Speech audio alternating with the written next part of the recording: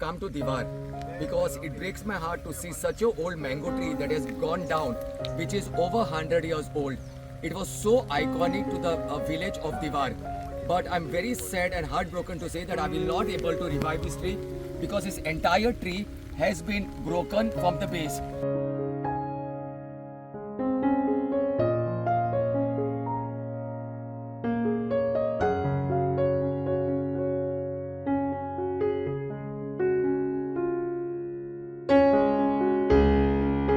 So whatever we do, it's very difficult to revive this old mango tree because there are no roots also. Even if we do all the exercise like bring in JCBs, bring in cranes. I don't know how cranes would reach here to this island, but I'm really sad on this occasion that I won't do anything. I won't able to really do anything to this beautiful mango tree. This mango tree, which was iconic, and it has been featured in a lot of movies, in ads all over the world.